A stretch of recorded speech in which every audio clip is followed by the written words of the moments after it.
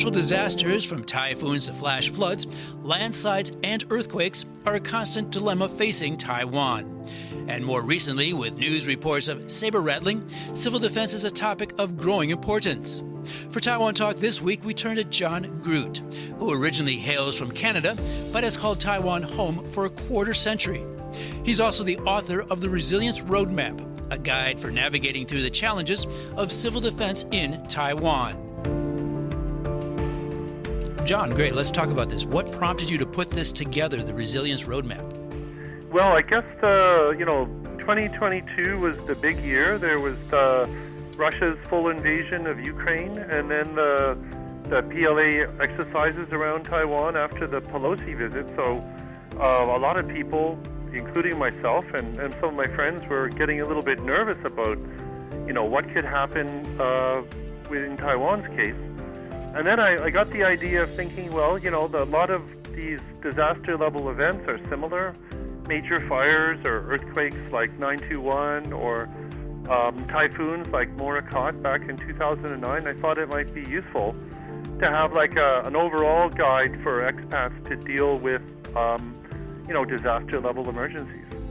Okay, so you kind of led into what my next question would be is, so who is this written for? And what is the main focus that you're trying to share with your audience?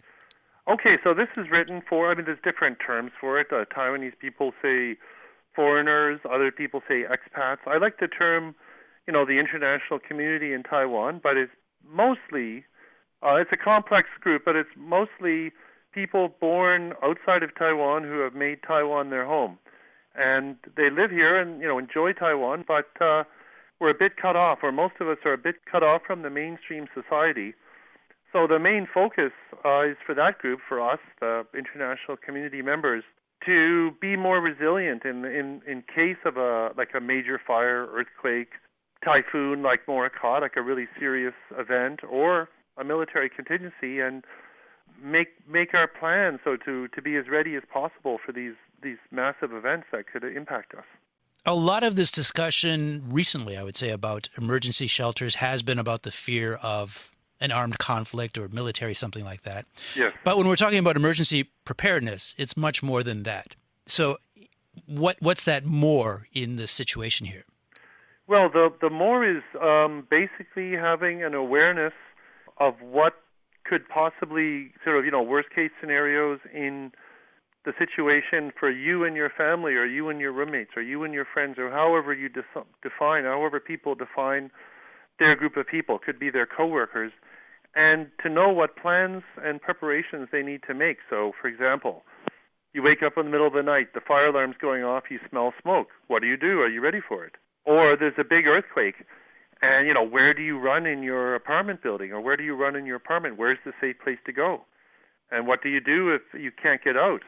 There's all these different situations that people need to have knowledge to look after themselves. There's a saying in the civil defense community that you are the first responder, that, before the fire department gets there, or before the medics get there, you have to take care of yourself. So this book, hopefully, will give people the information to start getting ready for that. And that's something everybody has to do. You can't just wait for the government to save you. I think that's an important message, because Taiwan is the backdrop to natural disasters quite often. Last April, we had a very strong quake. I felt it that morning. I was still at home. It got me thinking, okay, what do I do? I'm on the 19th floor. What if it was, worse than it had been? So maybe people in Taiwan need to think just about safety in general a bit more, typhoons and stuff. I think so. I think it's good to, people they get a physical checkup every year, or they should get it, just to sort of keep an eye on things, and they keep an eye on their investments and their finances. So, I think it's good for people periodically to just, upgrade and review and refresh their emergency plans, and, just to be ready for things, especially if they have kids, or, they have elder relatives who won't be so good at just running out of the building really fast or something like that. So I think it's good just to be aware of this and just to have some kind of plans in place.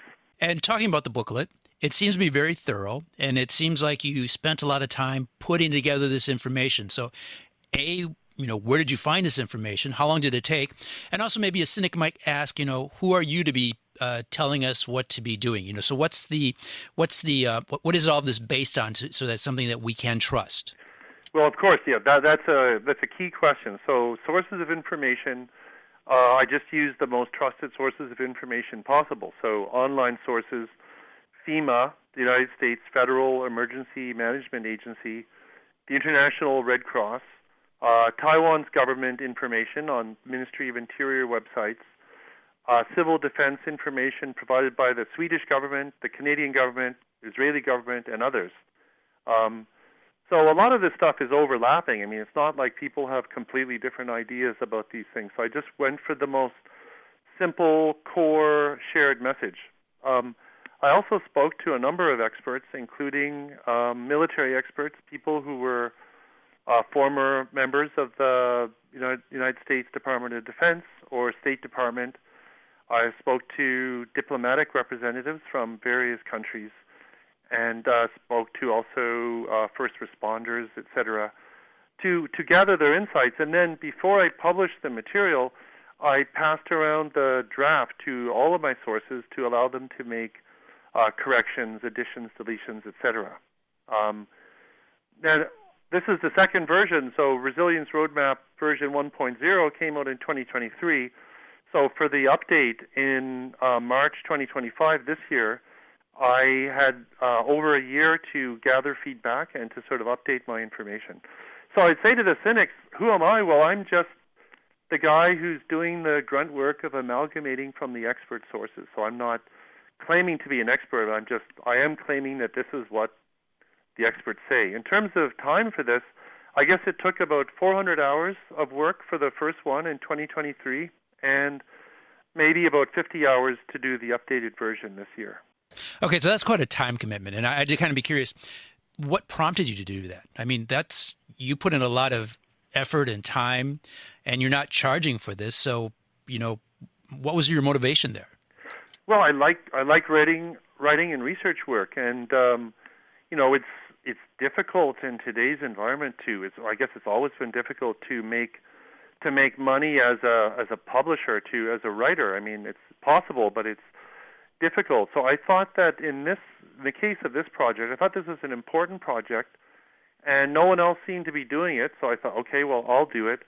And if I wanted to, restrict it only to, people had to pay for it to get it, then possibly it wouldn't be so successful. So I thought, okay, I'll just, take one for the team and make a contribution to the international community.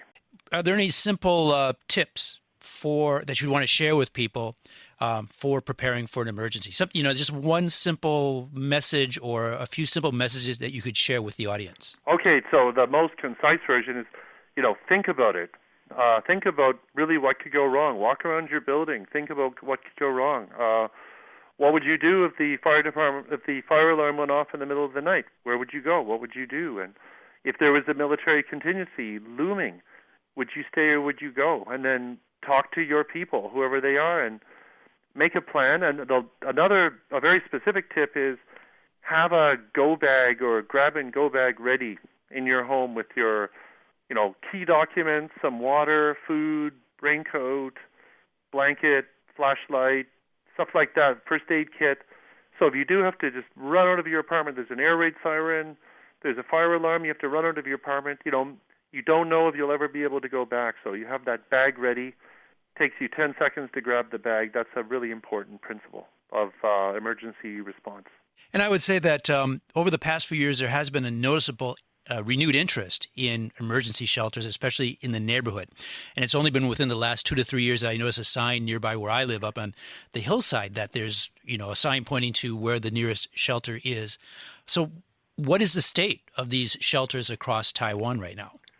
Well, the state is, there's, various figures. The figures went up to 117,000 designated air defense shelters. That's the one with the little A4 poster of the guy going down the stairs and the red arrow that everyone's seen the last few years.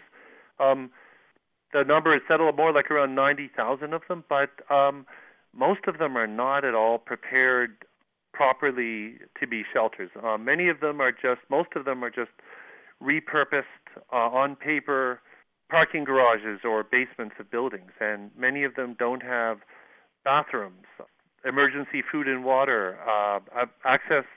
Maybe they have access to emergency generators, but do they have fans for ventilation that are hooked up to that system? And how about chairs or even beds for elderly people, sick people to sit down if it's going to take a long time?